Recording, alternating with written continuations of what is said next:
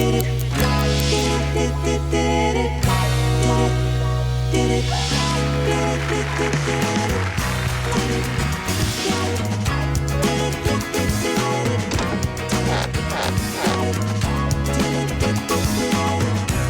as groovy like it's 1969. Oh yeah.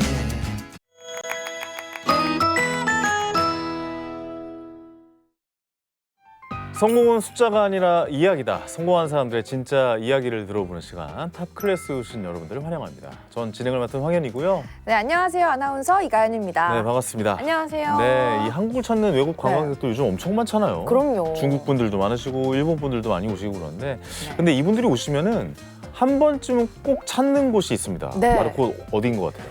당연히 이제 서촌, 북촌이겠죠. 한국의 미가 뿜뿜 나는 동네잖아요. 그렇죠. 한옥마을 많이 요즘 네. 찾아간다고 그러더라고요. 정말 사진들 많이 찍으시더라고요. 맞아요. 한복 입으시고. 그렇죠. 근데 아무래도 한옥이 우리에게는 익숙한 풍경이지만 네. 또 외국 분들에게는 좀 특별한 건축물로 보이는 것 같아요. 그렇습니다. 네.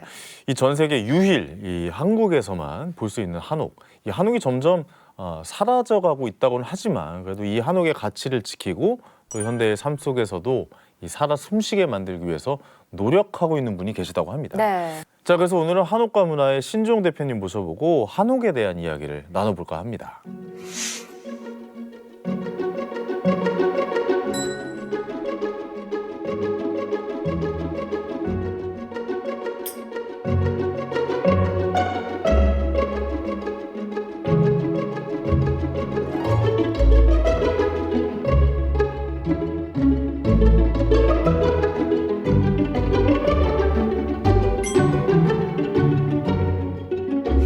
네, 대표님 만나뵙게 돼서 반갑습니다. 네, 반갑습니다. 대표님. 네, 먼저 우리 또 시청자 여러분께 인사 한 말씀 좀 부탁드릴까요?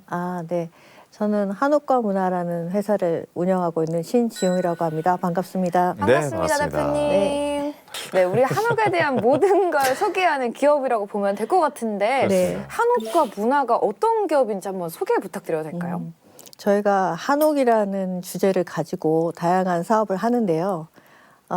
한옥을 기획해서 설계하고 그리고 시공하는 것까지 하고요. 그래서 컨설팅 사업을 합니다. 네. 그리고 이제 전문 인력 양성을 하는 게 원래는 목적 사업이었어요. 그래서 전문 인력 양성 사업을 한 몇 년 했었어요. 근데 이제 저희가 그거를 뒤로 하고 일반인을 향한 이제 다양한 프로그램을 운영하려고 지금 준비 중입니다. 그렇군요.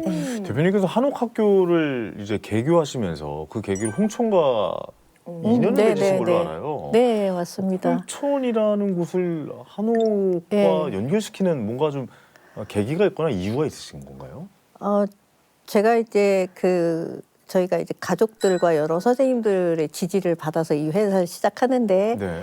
교육청에 가서 폐교 리스트를 받았어요. 폐교 리스트를 받아서 이제 막 다녔는데 한참 다니고 있는데 남편이 와서 그렇게 얘기를 하더라고요.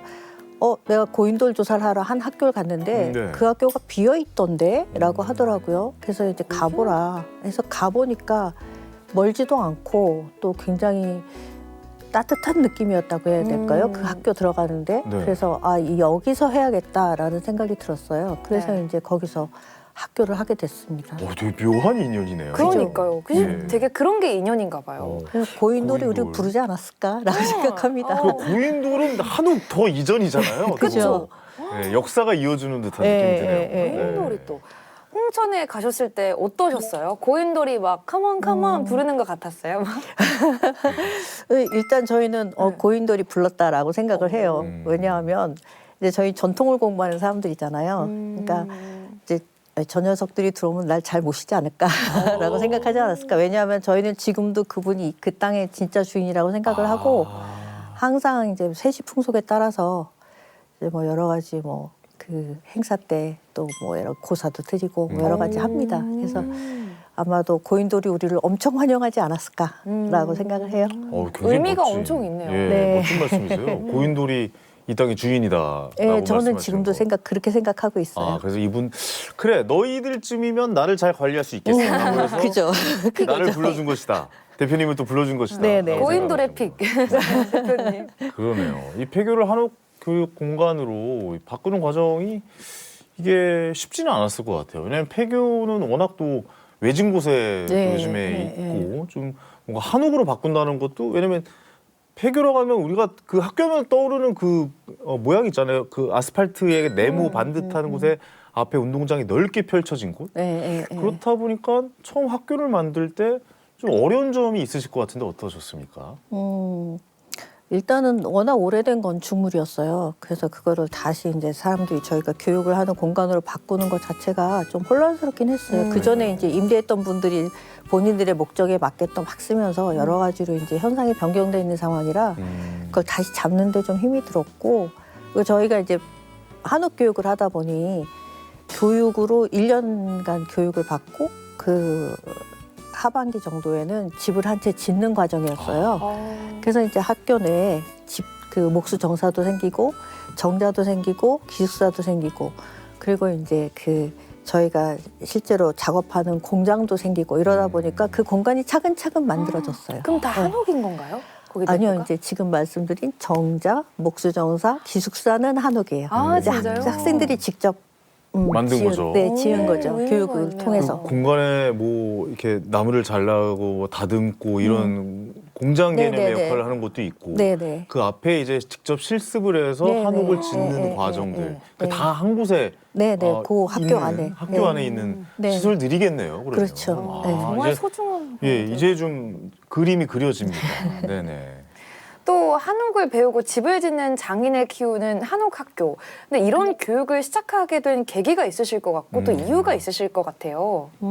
저희가 그 아버님이 항상 이런 말씀을 하셨어요. 왜 우리나라 대학은 건축학과에서 왜 우리 걸 안 가르치냐라고 굉장히 답답해 하셨어요. 근데 이제 그 건축 관련 저희 그 한옥 공부를 하는 사람들이 답답함이기도 하거든요. 그래서 그럼 우리가 한번 대학은 대학처럼 만들어 보자. 그래서 이론도 알고 또 기술도 알아서 이제 내가 어떤 집을 짓는지를 아는 그런 사람들을 교육해서 양성해 보자라는 목적 사업이 있었습니다. 네네. 그래서 그걸 하게 됐고요. 네. 근데 이런 일을 하신 계기를 또 살펴서 거슬러 올라가 보면 아까 고인돌이 부르셨다고 그랬잖아요. 근데 또 대표님이 아버지께서 또 부르신 것도 있습니다. 또 대표님의 부친이신 고 신용훈 선생님 이야기도 좀 들었으면 좋겠는데 신용훈 선생님은 잘 아시죠? 네, 우리 예. 숭례문도 네, 보관해 그렇죠. 주고 숭례문을 우리- 직접 봉헌해 주셨고 네. 우리나라 한옥과 또 문화재의 이 보수 쪽에서는 뭐 대가로 우리에게 잘 알려져 있으시잖아요. 네. 네, 네. 어떤 일이 있었는지 좀 들어볼 수 있을까요? 저희 아버님이 이제 그 예전에 문화재 관리국이라고 지금의 문화유산청의 전신이죠. 네. 거기에 문화재 관리 위원으로 계셨고 그러다 보니 이제 60년대부터 우리나라에서 주요 문화재들을 수리하기 시작해요. 아 오래됐군요 생각보다. 네, 숭례문, 뭐 네. 석굴암, 불국사 이런 것들이 다 지금의 모습으로 갖추기 위해서 중수공사를 대부분 다 했습니다. 큰 문화재들이 네네. 이제 그 건축물들을 중수할 때 이제 뭐 감독으로 가 계시거나 아니면 지원 역할을 하시거나 이러다 보니 한 10여 년 제가 고등학교 때까지 그 일을 계속 하셨어요. 문화재관리부에서. 네. 그래서 이제 그 중수도 하지만 또 조사도 하셔야 되고 문화재 발굴도 해야 되고 당시에 에피소드 굉장히 재밌는 게 많아요. 뭐 저 밭에 저기 어디 가면 뭐 있는데 그래서 가서 보면 탑이 하나 뭐 이렇게 있고 오, 네, 뭐 어딜 그 초기 어디 가면 뭐가 있어. 그래서 가보면 불상에 있고 옛날에는 약간 인디아나 존스처럼 이 다니는 재미가 있으셨을 것 같아요. 탐험. 네, 아니 그걸 탐험처럼. 직접 다니시면서 찾으시는 거예요 그러면? 그러니까 이제 예. 조사를 하러 다니다 보면 네네네. 주변에 이제 계시는 분들이 알려주시는 거죠. 알려주시는군요. 네, 그래서 이제 묻혀있던 것들을 발굴해내는 그런 우와. 일들도 하시고. 그럼 하나의 이야기와 문화가 계속 발견되는 거네요. 어떻게 네네네. 보면. 그 당시에는 선생님들은 다 그렇게 하셨던 거예요. 그래서 건축하고 뭐 미술, 역사 이런 것들이 다 혼재되어서 공부를 하시고 일을 하셨던 것 같아요. 아니 그냥 매일매일이 보물찾기실 것 같다는 그래서 너무 생각도 들어요. 재밌으셨을 것 예. 같아요. 그 선생님 때에는. 아니 그 모습을 처음 찾아내시는 거잖아요. 네네네, 그렇죠. 거기 존재하고 그 예전부터 있었던 그 모습을 보존돼 있는 것을 처음 딱 봤을 때의 네, 네. 일을 그리고 이걸 복원했을 때 그 일들을 하시는 거라 굉장히 좀 기억 남는 사례가 많으실 것 같다는 생각도 들어요. 그러니까 가장 어렸을 때 뭐 들으셨던 기억 남는 사례가 좀 있으세요? 그 아버님이 두고두고 이제 마음에 그 짐을 갖고 계신 오, 것이 네네네. 있었는데 서산 마애불 네네네. 예, 할 때 그 보호각을 지으셨는데 거기에 보호각이 있는 게 맞았던가라는 생각을 많이 하셨어요. 이게 서산 마애불 본전이 계시고 옆에 이제 보살상들이 계시는데 항상 웃는 얼굴이셨대요. 네. 네네. 근데 그 집을 씌우는 순간 웃음이 사라졌다. 그래서 말이죠? 이제 빛의 문제였던 거예요. 아, 그림자가 져서. 네네. 그래서 이제 그 안에 조명이 생기고 그래서 이제 그것들을 다시 이제 조정하는 기간을 거치기를 했는데 이제 그런 이제 그 어떤 자료나 뭐 이런 것들이 없으니까 그쵸. 그때 판단을 하고 그 현장 속에서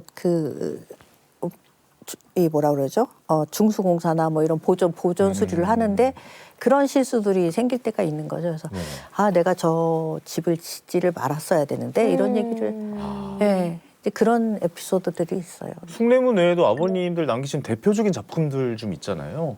보존하셨던. 숭례문, 불국사, 석굴암, 뭐 석굴암. 금산사, 석굴암. 네네 이런 석굴암에는 저희 오빠는 거기서 자랐어요. 네? 아기 때 석굴암 때요? 거기서 공사를 하시니까 네. 엄마랑 이제 다 가서 거기서 이제 놀고. 저도 이제 석굴암이 놀이터였네요. 네네 그렇죠. 와. 저도 방학 되면 이제 동생 손잡고 어딘가에 가 있었어요 항상. 그래서 이제 현장이 그냥 놀이터 같이 그렇게 저는 컸던 것 같아요. 근데 아무래도 대표님께서는 어린 시절부터 우리 한옥을 자주 접하셔서 엄청 많이 보셨을 것 같아요. 우리 아버지가 정말 대단한 분이구나 이렇게 느끼셨던 순간이 있으시죠? 저는 전혀 다른 두 가지 장면에서 저희 아버지가 굉장히 대단하셨다라고 생각을 하는데 하나는 그 시기만 해도 이제 그 집은 그냥 우리나라 문화재였어요. 근데 이제 그거를 깨고 싶으셨던 것 같아요. 그래서 이제 모 신문사에서 한 달에 한 번씩 강연을 했어요. 강연을 하시는데 그 신문사 강당이 한 가득 찼었어요. 그리고 그분들한테 우리 한옥의 미학 그리고 과학 그리고 그때만 해도 우리 집은 중국집하고 뭐 같다 이런 얘기들 되게 많이 하셨었거든요. 사범. 네. 그래서 우리 집이 중국 집이나 일본 집과는 전혀 다른 집이고 우리와 함께 이 땅에서 같이 함께 적응하면서 만들어진 집이다라는 설명을 하시면 그 청중들이 너무 그거에 감동하시고 그래서 그런 거에 대한 자부심이 있었고 그렇게 강당에서 이 강연이 되니까 이것이 전국 답사로 이어지고 그래서 정말 버스가 한 10여 대씩 몰려다니면서 아버님 그 현장 강의를 들으러 모이기도 하고 이랬었어요. 그러면서 나중에는 일본에 역사 선생님들을 모시고 가서 그 일본에 있는 문화재에서 우리 건축물을 보는 그런 교육을 하기도 하셨죠. 그래서 일관되게 우리 건축을 알리는 역할을 하는 게 저는 굉장히 아버님의 그 중요한 소임이지 않았나. 그리고 또 그 모습이 너무 멋있어 보였고요. 한옥 지킴이 아버님이 네. 진짜. 그래서 그런 역할이 있었기 때문에 지금 이제 다시 한옥이 살림집으로 돌아올 수 있었다라고 생각을 하고요. 대단하시네요. 네. 또 하나는 그 보탑사라는 절이 있어요, 진천에. 이제 모든 집을 지을 때 항상 그렇게 하기는 하셨는데 진천에 있는 보탑사는 3층 목탑이에요. 3층 목탑을 이제 남아있는 목탑이 없잖아요. 목탑은 보존이 힘들죠, 그죠. 사실. 예. 근데 이제 여기를 사람이 올라가는 이제 목탑을 3층, 그러니까 법당을 만드신 거예요. 그래서 이거를 하기 위해서 굉장히 오랫동안 건축주, 뭐 설계하는 건축가, 그리고 시공사 대표 이렇게 해서 계속 공부하시고 다니시면서 벤치마킹 하시고 이러면서 이제 끝내 만들어내셨어요. 그 준공식 할 때 정말 저도 우리 아버지 참 대단하시다 했습니다. 아버님께서 그 예전부터 우리나라 그 한옥, 우리나라의 그 문화재에 대한 역사에 대한 스토리텔링을 그때부터 정립해 나가시는 것 같아요. 왜냐하면 그렇게 스토리가 있는 답사도 말씀하셨지만 그런 여행이 정말 기억에 많이 남고 네. 그런 스토리가 전해주는 감동들이 있거든요. 그래서 지금까지 이런 문화재들이 잘 보존되고 있지 않나라는 생각 좀 들기도 합니다. 아버지의 작업이 대표님의 삶과 진료에도 굉장히 큰 영향이 있을 것 같다는 생각이 들거든요. 한옥의 지금은 어떤 부분이 가장 매력적으로 좀 다가오는 겁니까?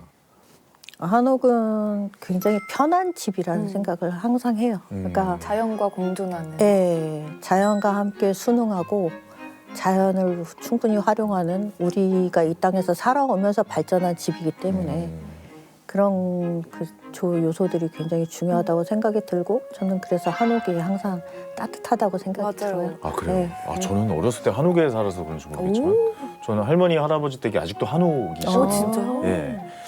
아, 따뜻하다고 말씀드렸는데 저는 좀 추워가지고 정말요? 너무 그래요? 춥죠. 네, 마루 지글지글 온돌 이런 거 아니에요? 방은 따뜻한데 이게 잘 모르시네요. 마루가 있어요. 마루. 네. 옛날에는 대청마루. 그죠. 지금 그죠. 이제 거실이라고 해서 그 밑에가 다 온돌이 들어가 있잖아요. 네. 근데 그때 그 대신 마루였어요. 그냥 그냥 마룻바닥. 그렇죠. 그 네. 나무 마루. 예, 걸으면 삐그덕 소리 나. 그 밤에 물 마시러 나가면 이렇게 나가야 돼요. 삐그덕 삐그덕 그래가지고 엄마 아빠 깨실까봐 할아버지 할머니 막 그랬던 기억이 있어요. 아, 우리 드라마에서 보면은 그 막 이렇게 살금살금 갈 때 삑삑 이런 거군요. 맞아요, 맞아요. 진짜 그래서 그 마루가 너무 추웠던 기억이 있어요. 그건 그래요. 마루는 통풍이 되는 곳이고 전혀 난방이 안 되는 그래요? 전혀 곳이니까 안 돼요. 겨울 로망이 되면 있거든요. 정말 발시려워요.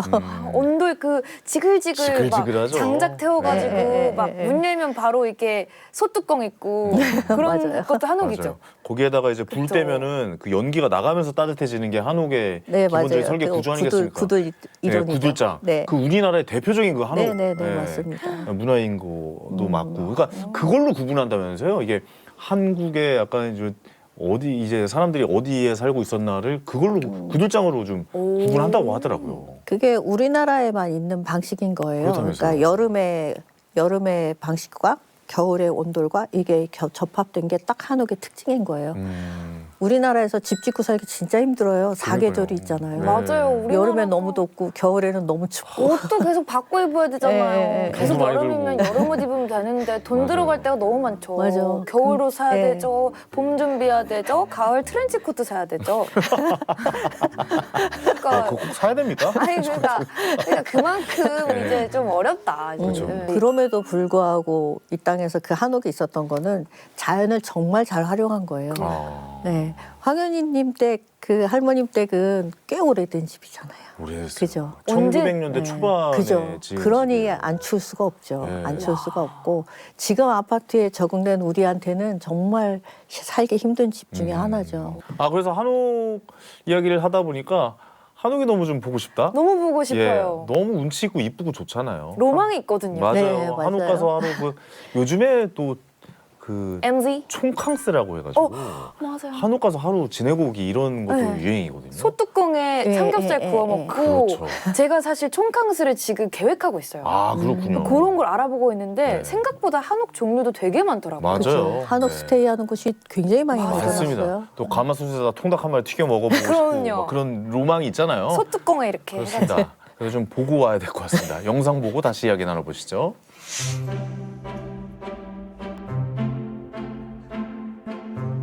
저 마루. 저기서 고구마랑 옥식이 먹고 싶어요. 옥식이 아시죠? 옥수수. 강원도 예, 옥수수 예, 예, 예, 사투리. 야, 이 집도 굉장히 오래돼 보이는데요. 여기는 집무 공간이고요. 그 보통 사람들이 집하고 뭐 정자 이렇게 알고 있는데 일종의 별채예요. 그래서 이제 남자들이 손님도 만나고 뭐 공부도 하고 그랬던 옛날 공간인데 이건 정사라고 해요. 정자가 아니고. 이 집의 특징은 업무 공간이다 보니까 딱 두 칸이고 그리고 이 마루 한 칸에서 세 칸 집이에요. 세 칸 집이고 보통 이제 한 칸 한 칸 늘려가면 이제 우리나라 집도 99칸 하면 이게 이제 한 칸이 넘어가는 거거든요. 그래서 세 칸 집이고 민가 집의 일반적인 양식을 그대로 갖고 있어요. 대신 여기는 정사다 보니까 뭐 그 밥을 하는 공간이라던가 아니면 화장실이라던가 이런 거는 안 붙어 있습니다. 그래서 되어 있고 이거 전통적인 한옥 양식 그대로 땄고요.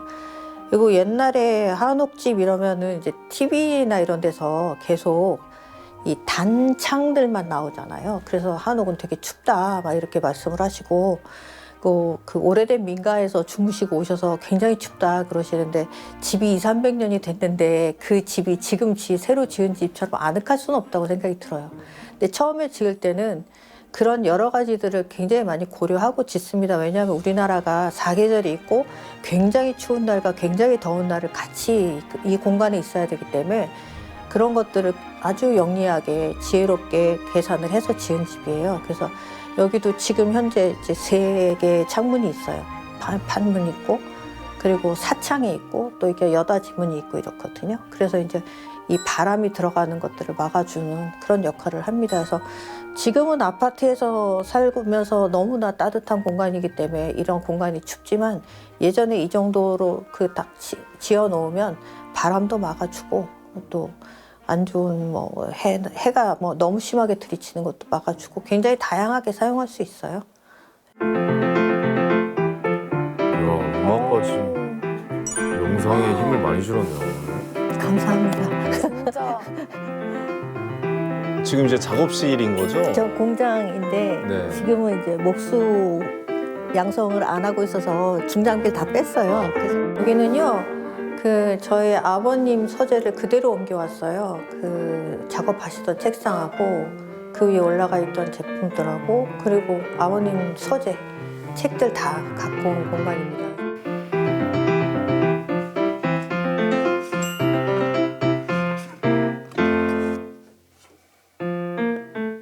(60년대) 이후에 유물이라고 할 수 있는지 모르겠는데 지류예요. 도면이라던가 아니면 당시에 만들어졌던 그 회의 자료, 뭐 아니면 현장 기록물들 이런 것들이거든요. 그래서 살아있는 자료들이어서 그런 것들이 또 사라지고 나면 그 시대에 어떻게 이 집을 지었는지 어떻게 수리했는지를 알 수가 없기 때문에 물론 이제 당시에 숭례문 뭐라고 해야 되죠? 숭례문을 수리하는 것 자체가 국가적으로 큰 일이었기 때문에 굉장히 많은 자료들이 남아있기는 한데 그리고 보고서도 나왔지만 그 뒷면의 얘기들은 알 수가 없거든요. 그래서 그런 것들이 다 모여져 있습니다.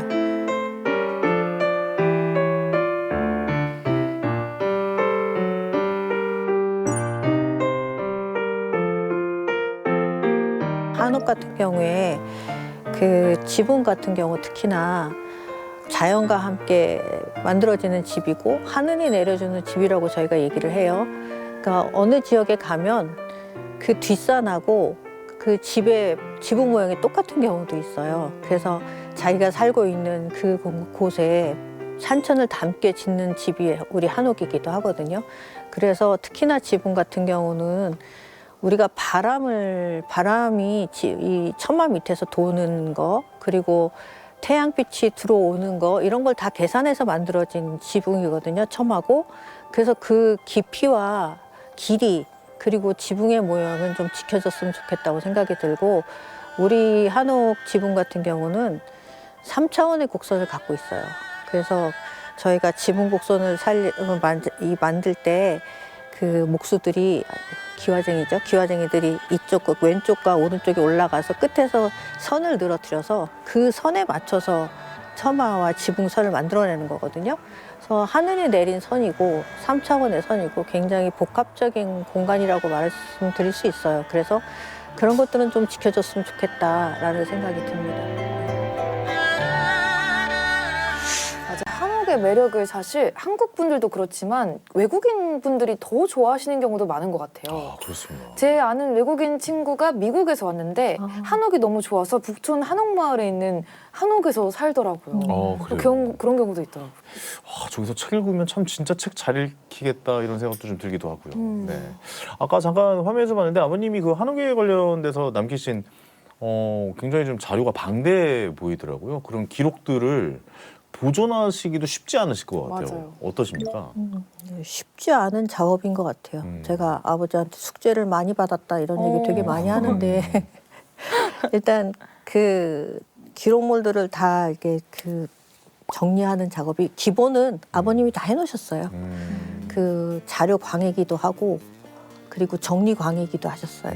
그 본인이 공부하실 때 너무 자료가 없었기 때문에 그 자료의 소중함을 아셔서 뭘 하든 기록을 하시고 항상 정리하시고 이랬거든요. 그래서 슬라이드 하나하나에 뭐 지역 그리고 어느 공간에 어디 그리고 뭐 이건 왼쪽인지 오른쪽인지 뭐 이런 것까지 다 써놓으시면서 정리를 다 하셨어요. 그 많은 사진들과 네네. 슬라이드에. 그래서 그럴 만큼 이제 그거를 정리를 해놓으셨기 때문에 그거를 잘 분리하고 상하지 않게 하는 게 제 작업 중에 하나기도 하고 이거를 몇 년 동안 계속 이제 국토교통부의 지원을 받아서 계속 디지털화 하기는 했어요. 그래서 이걸 어떻게 해야 그러면 어떻게 해야 이거를 썩히지 않고 잘 돌려서 보이고 이걸 대중들한테 공개할 수 있을까라고 생각해 볼 때 디지털 박물관을 자료 박물관을 해야겠다라고 생각이 들어요. 그래서 원본이 가진 힘이 있거든요. 그럼요. 네, 그래서 그 원본들을 보러 와서 공부하고 이럴 수 있는 공간을 만드는 게 또 제가 해야 되는 일 중에 하나인 것 같아요. 대개는 좀 어떤 자료들인가요? 설계도가 좀 많은 편인가요? 어떻습니까? 도면이 몇백 점 있고요. 도면이 네, 많군요. 왜냐하면 예. 이제 60년대 그 숭례문부터 시작해서 수리를 하는 데 참여하셨다고 그랬잖아요. 그래서 그 당시는 그 전부 이 펜이나 연필로 다 그렇죠. 도면을 치던 예, 예. 시점이잖아요. 네네네. 그래서 그것들이 그대로 있고 또 당시에 뭐 회의록 그리고 공사 일지 뭐 이런 것들이 다 있어요. 그래서 그런 공문들이 있고 아까 말씀드린 것처럼 이렇게 조사 다니면서 만들어진 여러 가지 자료들 이런 것들이 다 있는데 이런 것들을 잘 보존해야 나중에 혹시 그 공사는 어떻게 했던가를 찾아봐야 할 때 찾아볼 수 있는 네. 그런 자료가 되겠죠. 처음 만들었을 때 설계도는 사실 거의 남아 있지 않잖아요.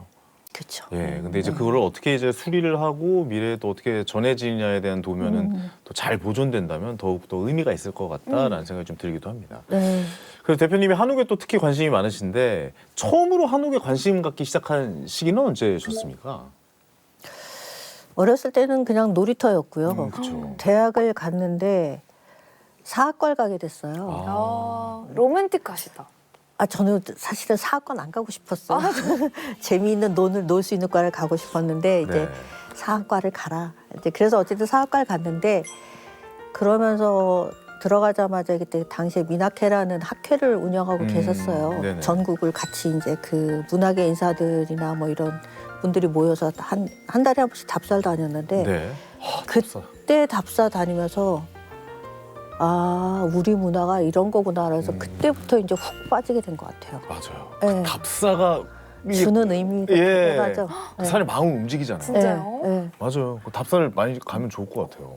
이 가봐야겠어요. 또 청년분들이나 네. 이런 분들은 네. 답사 같은 거 있으시면은 꼭 한번 가셨으면 좋겠고 그때가 그러면 몇 년도 정도 되시는 겁니까? 84년도에 제가 대학을 들어갔으니까 84년도 84. 그러니까 그때는 네. 솔직히 말씀드리면 한옥에 대한 관심이 전혀 없을 때예요. 전혀 없을 때고 그냥 우리 할머니 할아버지 사는 집이에요. 그죠. 그때는. 우리 문화에 대한 네. 관심이 없을 관심 때였어요. 없을 때예요. 근데 진짜요? 먹고 네. 살기가 더 중요할 때. 하긴 그때가 네. 이제 88올림픽 전이었으니까 그쵸. 더 이제 네, 그렇겠네요. 네, 네, 네. 요즘은 북촌 이쪽에 가보니까 새롭게 지어진 한옥들이 정말 많더라고요. 맞아요. 카페, 뭐 레스토랑, 네, 네, 네, 뭐 와인바부터 시작해서 모든 게 다 한옥이더라고요. 네. 현대 문화와 기술과 네, 많이 네. 접목이 된 것이죠. 지금 예전에는 한옥이 그 액티브 하우스였어요. 그러니까 바람도 흡수하고 태양도 흡수하고 자연과 순응하면서 살았는데 지금은 거의 패시브 하우스예요. 그 창호 이렇게 단열 기준을 맞춰야만 돼요. 이제도 한옥도. 그래서 맞아요. 이제 추워요. 춥기는. 예전처럼 추워요. 예. 한지 뭐 이렇게 해서 문을 그죠. 달거나 한지만 이거는 이제 불가능해요. 그래서 그런 그 기밀성도 뛰어나지고 그러니까 현대 건축에서 차용할 수 있는 거는 다 차용을 해서 이제 한옥의 이제 그 형태를 구성을 하고 있죠. 그 외국에 나가보면 특히 유럽 쪽에 가보면 그 예전의 집들이나 이런 문화재들이 잘 보존돼 있어요. 그 이유가 어떻게 보면 좀 대리석 문화가 있어서 그런 건 아닐까라는 생각이 들고 우리나라는 집을 지을 때 목재로 짓잖아요. 네네. 그렇다면 목재는 뭐 부식도 많이 되고 썩기도 많이 하고 뭐 불도 불태워진 경우도 좀 많았을 것 같아서 그런 부분들이 좀 아쉽더라고요. 이렇게 오랫동안 보존되지 못한 소재를 써서 좀 많이 사라진 것은 아닌가라는 생각도 좀 들고요. 어떻습니까? 목재가 오래 보존되지 못한다는 거는 조금 그건 다른 조금 의미인가요? 네, 다른 의미라는 생각이 네네. 들어요. 그러니까 목재로 지어진 집이 지금 고려시대 말기 뭐 건축물들도 여전히 있잖아요. 네네네. 다만 이제 사람이 살지는 않았지만 이제 관리를 어떻게 하느냐의 문제인 것 같아요. 관리를 관리 어떻게 문제군요. 하느냐. 예. 그리고 목조 건축물들이 환경에 계속 순응을 하기 때문에 아시잖아요. 여름 되면 문이 뻑뻑해서 안 열리다가 이게 겨울 좀 되면 습기를 머금죠. 그죠. 겨울에는 막 헐렁헐렁했다가 이 문이요? 그냥 일반 문 한옥에 있는 문들이요. 바닥도 예, 그래요. 예, 바닥도. 예, 예. 네. 바닥도 네, 쩍쩍거리고. 바닥도 그게 줄었다 늘었다 이래요. 네, 그래서 맞아요. 숨을 정말로 쉬는 살아 숨쉬네요. 네, 바닥 숨을 봐요 쉰다고. 이거 다 안 맞잖아요. 이거 지금 이거 봐봐. 이것도 이게 지금 겨울이잖아요. 이거 작아진 거 여름 되면 이렇게 커져요 이거. 올라옵니다 이거. 멀리 가서 찾을 필요가 없습니다. 아, 바로. 네. 예, 예. 네, 그렇게 숨을 쉬고 이 자연에 있기 때문에 그 송진은 100년이 지나도 나와요. 아 그래요. 신기하죠. 송진이요? 네, 신기하죠. 그게 정말 살아있네요. 예. 그래서 목재가 그 아주 약한 그런 건축 자재가 아니라는 말씀은 좀 드려보고 싶어요. 그렇군요. 네. 네. 그리고 이제 저희가 그런 얘기도 했었는데 사실 아파트도 한옥이다. 그래요. 왜냐하면 바닥 난방하죠. 그렇죠. 예, 온돌이죠. 그리고 맞아요. 예. 신발 벗고 들어가죠. 음, 서양 아파트하고는 전혀 다르거든요. 그리고 실의 개념도 다르고요. 예, 그래서 어쨌든 우리가 살기 위해서 지은 집이니 한옥이다라고 했는데 한옥이라는 말은 그 현대 건축물이라고 해야 되나 서양식 건축물들이 들어오기 시작하면서 집을 구분해서 분류했어야 해요. 그래서 그 서양식 집은 양옥 그리고 우리나라에서 쭉 온 집은 한옥이라고 했거든요. 네네. 그러니까 우리가 살고 있는 집은 그냥 한옥이라는 생각을 저희는 하고 있어요. 그렇군요. 네. 외국 분들이 한겨울에 우리나라 집에 놀러 오고 집주인이 반팔 입고 나오잖아요. 기겁합니다. 이게 말이 되냐고. 이렇게 따뜻한 집이 있냐고. 네. 그게 한옥의 위대함이지 않을까라는 생각도 들기도 하고요. 맞아요. 그래서 이제 난방 시스템이 수출되기 시작했잖아요. 그렇죠. 네. 네. 또 최근에는 한옥이 카페나 숙박시설, 세컨드 하우스 등으로 활용이 되기도 하는데 여기에 대해서는 어떻게 생각하세요? 저는 좋은 방향으로 흘러가고 있다고 생각해요. 왜냐하면 예전에 그 북촌이나 이런 데 한옥도 다 비어 있었거든요. 그냥 맞아요. 쇠락해 가고 있었어요. 근데 여기에 사람이 들어가야 집은 살거든요. 근데 이제 어떤 그 모습이든 아니면 어떤 방법이든 그 한옥을 활용하는 건 되게 좋은 방법이라고 생각이 들고 다만 이제 너무 지나친 왜곡은 없었으면 좋겠다라는 생각은 들어요. 네. 한옥 스테이입니다. 그래서 갔는데 거기 내부는 다 일식, 다다미와 막 이런 게 어이구. 깔려 있는 집들도 있어요. 그런 거는 아. 그쵸. 네, 그런 거는 좀 아니지 않을까. 맞아요. 네. 그거는 조금 네. 갔는데 왜 그 거실 테이블에 이불 달려 있고 막 그런 거 있잖아요. 일본 전통 문화잖아요. 그건 또. 그죠. 일본은 온돌이 없으니까 추우니까 막 근데 가면 뭐 그런 거 돼 있고 그러면 이거 그죠. 뭐지? 약간 이런 그러니까 생각 들기도 한옥 하네요. 스테이라고 했는데 네. 가보면 그렇게 구성이 돼서 이걸 한옥이라고 얘기하는 거는 안 맞지 않을까. 그러게요. 그렇습니다. 그렇습니다. 알겠습니다. 이쯤에서 잠깐 대표님을 좀 더 자세하게 알아보면 어떨까 싶어서 또 이가연 아나운서께서 준비한 게 있죠? 네, 제가 준비한 게 있습니다. 네. 대표님을 위해서 준비한 게 바로 밸런스 게임인데요. 아, 밸런스 깊이 게임을요? 고민하시면 어려운데? 고민하시면 안 되고 네. 그냥 균형 게임이라고 질문- 하시면 안 됩니까? 아, 또 한옥을 균형, 지키고 네, 계시는 균형 게임. 네, 밸런스도 영어를 또 쓰시네요. 네, 또 밸런스 아니고 네, 균형입니다. 균형, 그래서 네. 깊이 고민하지 마시고 듣는 그대로 바로 이제 답해주시면 됩니다. 질문을 드리도록 하겠습니다.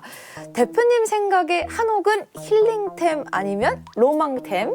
하나, 둘, 셋. 힐링템이요. 힐링템이요. 힐링템. 자, 두 번째 바로 갑니다. 대표님 성격은 목수 스타일 또는 예술가 스타일? 하나, 둘, 셋. 목수 스타일. 오. 자, 대표님의 선택은 전통 올 트렌드? 하나, 둘, 셋. 전통인 것 같아요. 전통이죠. 아, 좋습니다. 이렇게 이제 대표님의 스타일을 이제 균형 게임에서 알아봤는데 네. 대표님 생각에 한옥은 힐링템이라고 생각하시는군요. 네. 오. 로망은 네. 가져보지 못한 것에 대한 로망이고 오. 힐링은 가서 즐길 수 있는 힐링이니까 그렇죠. 가서 즐기면서 네. 받을 수 있는 힐링. 네. 이미 한옥을 갖고 계시다는 거죠. 예. 한옥 안에서 어떤 걸 하실 때 제일 좋으세요? 저는 딱히 뭘 안 해도 한옥에서 그냥 창문 열고 그 저희 산에 앞에 팔봉산이 보이거든요. 그냥 그거 보고 있으면 복잡할 때 머릿속이 맞아요. 복잡할 때 머릿속이 깨끗해져요. 그게 좋고 차 한 잔 마시면 되게 행복해요. 음. 저는 그 앞마당을 걸을 때 너무 행복하더라고요. 한옥에서 그 단종 앞마당을. 오빠처럼. 네. 뒷짐 져야 됩니다. 단종 오빠. 이리 오너라 하고 한번 내 이놈 나란 말씀이 둥국에 달라 문자로 서로 사마대 아니할세. 오, 오. 예, 뭐 대단하십니다. 이런 걸 하면서 네. 좀 하는 힐링이 네. 아무래도 그 한옥의 매력이지 않을까 생각도 들기도 하고요. 네. 또 대표님의 성격은 목수 스타일이라고 또 말씀해 주셨는데 목수 스타일이세요? 저는 이게 자잘한 걸 잘 못해요. 오. 근데 큼직큼직하게 이렇게 네. 딱딱딱 결정 내리거나, 그러니까 차라리 그 나무 대패질하는 게 좋지 뭔가 거기다 이렇게 조각하고 있는 거 조금 힘들어요. 오, 그러니까 본질을 더 이렇게 집중하시는. 그런 것 나무에. 같아요. 그러니까 막 디자인 예쁘게 이게 아니고 딱딱 정리하고 큰 그림을 만들어내는 게, 그려내시는 네, 게 만들어내는 게 훨씬 재미있는 것 같아요. 그러시군요. 그 사람마다 성향이 좀 다르긴 하더라고요. 어떤 분은 되게 좀 디테일한 거를 잡아내는 걸 좋아하시고 전체적인 그림을 이제 프레임을 짜고 이런 걸 좋아하시는 분이 계시고 대표님이 후자신 것 같습니다. 그럼 나무를 많이 또 접하시겠네요. 아무래도 그렇죠. 그럼 소나무 우리나라 이제 한옥이면 우리나라 소나무로 많이 짓게 되는 거죠. 우리나라 소나무 많이 쓰려고 하고요. 그리고 요새 그 이제 나무 가공 방식이 많이 바뀌어서 공장에서 지목해 갖고 가요. 자동으로. 오. 네. 그러면 우리나라 나무보다는 그 수입목이 많이 들어요. 소나무가 이렇게 곧지는 않잖아요. 곧은 것도 있긴 하지만 네. 그게 굉장히 귀하잖아요. 그런 그쵸. 소나무가. 네. 그 굉장히 고가 아닙니까? 굉장히 고가예요. 굉장히 고가죠. 그럼 한옥도 비싸겠네요. 그 목재를 목재에 따라서. 사용하니까, 그리고 그 목재를 다룰 줄 아는 기술자들이 예, 있어야 하니까 아무래도 그쵸. 네. 대표님 선택이 트렌드와 전통 중에서는 전통. 전통을 선택하셨어요. 아무래도 전통을 계속 지키려고 노력하다 보니 트렌드보다는 전통인데 트렌드도 무시할 수는 없죠. 오. 전통이 트렌드에 맞게 같이 조금씩 바뀌어나가야 되니까. 바뀌어나가고 있는 거잖아요. 네네네. 그렇죠. 그런 트렌드도 놓치지 않으시려고 좀 노력하고 계십니까? 노력하죠. 계속 전시 보고 뭐 뭔가 일이 생기면 찾아가 보고 또 강연이 있으면 듣기도 하고. 한옥 전시나 이런 거 있으시면. 예. 그리고 어디 뭐 새로운 집이 지어졌다더라 하면 또 가보기도 하고. 알겠습니다. 그 요즘에야 뭐 아파트가 전통적인 주거 형식보다는 확실히 대중화된 게 아파트고 많은 분들이 아파트에 살고 싶어 하는 것도 맞잖아요. 근데 사실 1980년대, 90년대 초반까지만 해도 아파트 살려고 하면 그 닭장 같은 데서 어떻게 사냐고 그랬어요. 그래서 맞아요. 그 분양, 그래서 시범단지들 있잖아요. 네네. 뭐 여의도 시범단지, 뭐 이촌동 시범단지 이런 데들 거기 들어가서 못 산다고 했었어요. 그때 당시에는 어떻게 그런 데 들어가서 사냐. 근데 이제 요즘에 이제 한번 살아보고 나니까 너무 편리하고 뭐 그렇다 보니까 관리할 일도 별로 없어지고 그러니까 아파트를 많이 선호하긴 하는데 그렇다면 우리가 한번 생각해 볼 때 아파트를 한옥처럼 지는 것도 어떨까? 뭐 이런 생각도 좀 한번 이건 오. 제 이제 개인적인 생각인데요. 한옥 아파트? 라는 것도 멋질 것 같다라는 생각이 좀 들어요. 대표님 어떻게 생각하십니까? 저도 한번 해보고 싶은 작업이기도 한데 그 한 10여 년 전에 LH공사에서 한옥형 평면으로 설계를 하고 한옥형 아파트를 짓자라는 그 한번 제안을 한 적이 있었어요. 계획이 있었군요. 예. 그래서 그 아파트지만 실내가 한옥처럼 구획이 되고 한옥의 좋은 장점이 공간을 다용도로 활용할 수 있다는 거거든요. 이게 지금 아파트는 문을 탁탁탁 닫으면 그냥 끝이잖아요. 네네. 근데 이제 공간을 열었다 닫았다 하면서 그 공간을 합쳤다 분리했다 이렇게 할 수 있는 공간들이 생기고 하는 게 뭐 다양한 평면을 가지고 이제 시도를 했었어요. 네. 근데 이제 그게 아무래도 단가 차이일까요?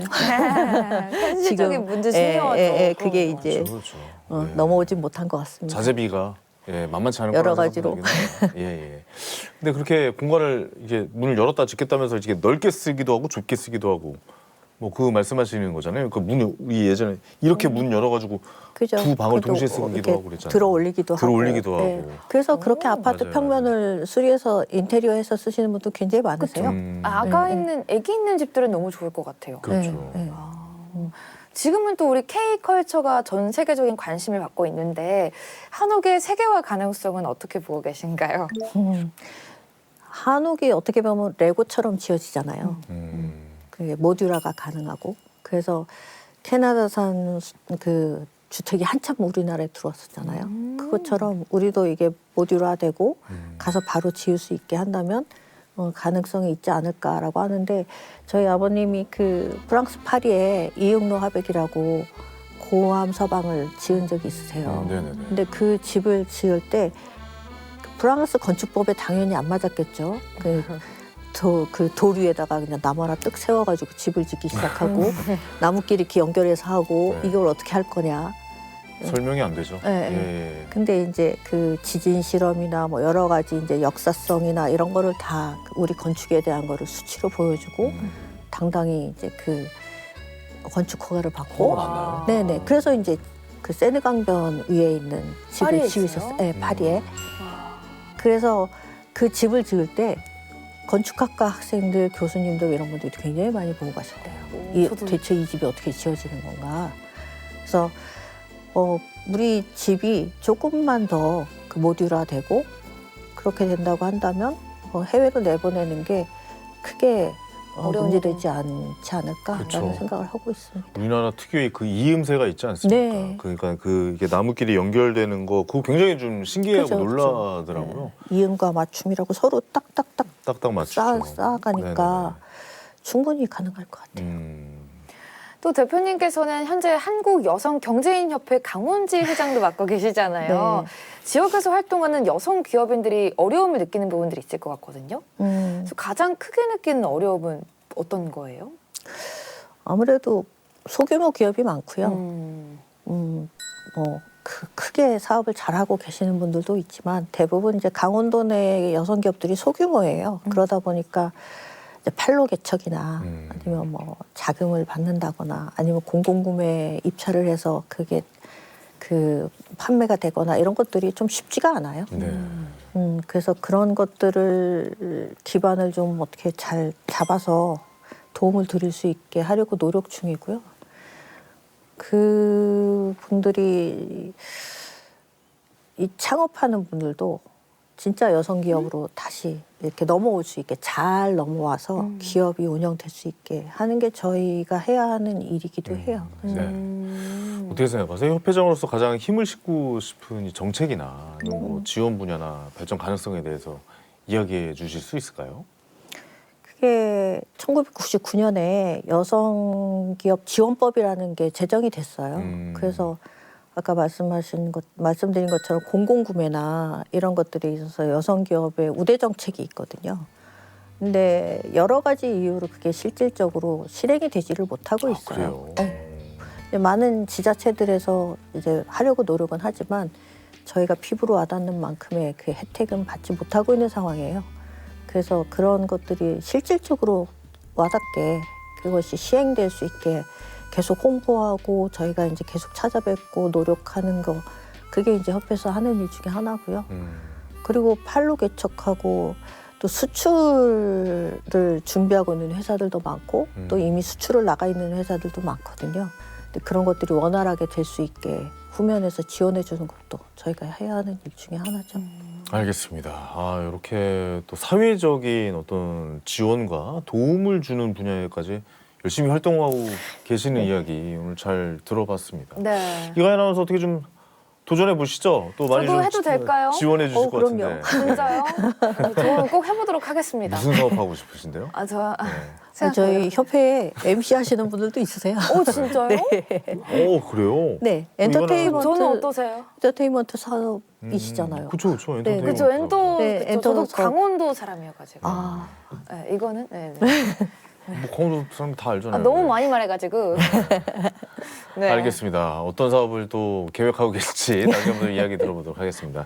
자, 오늘 대표님에게 마지막으로 탑 클래스의 공식 질문 좀 드려보겠습니다.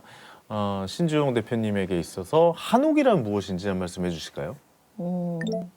한옥은 제 삶인 것 같아요. 삶이다. 전체 인생을 관통하면서 거기서 한 번도 벗어난 적이 없어요. 와.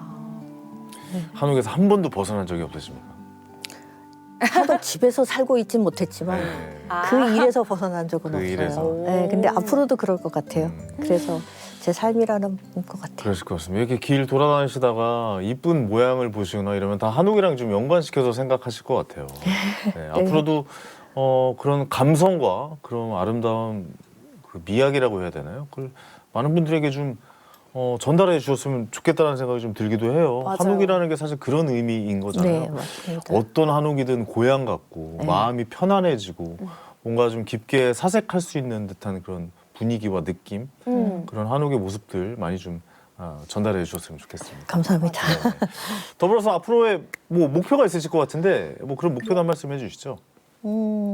지금 준비하고 있는 그 박물관 잘 설립해서 그 일반인들한테 이 한옥에 관한 거를 조금 더 재미있게 컨텐츠로 다가가고 싶고요.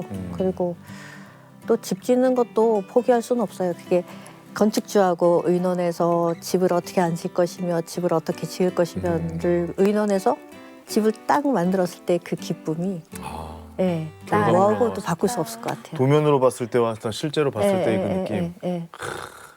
감동적일 것 같습니다. 예, 한 번도 느껴본 감정은 아니지만 정말 네. 한번 느껴보고 싶은 감동이다라는 생각이 좀 듭니다. 자, 오늘 이야기 들으면서 한옥이 뭐 단순히 그냥 전통, 과거의 건축이 아니라 지금도 계속 진화하고 있는 우리들만의 집의 스토리다라는 네. 생각이 좀 든 하루였습니다. 사실 저는 한옥이 저한테는 로망이거든요. 근데 이 로망이 조금 더 저의 이 생활에 조금 더 가까워졌으면 좋겠다라는 생각을 하고 있어요. 네. 그래서 매일 접할 수 있고 매일 내가 가는 네. 카페가 한옥이었으면 좋겠고 그런 생각을 하고 있습니다. 네, 한옥의 이야기를 꾸준히 이어가기 위해서 노력하고 계신 신종 대표님, 대표님이 계신 만큼 앞으로 한옥의 미래도 더욱더 기대가 된 하루였습니다. 오늘 함께해 주셔서 다시 한번 감사의 말씀드리겠습니다. 고맙습니다. 감사합니다. 감사합니다, 대표님. 감사합니다. 네. 자, 탑클래스 오늘 준비한 내용은 여기까지입니다. 네, 저희는 다음 이 시간에 또 다른 성공 스토리로 여러분들을 찾아뵙도록 하겠습니다.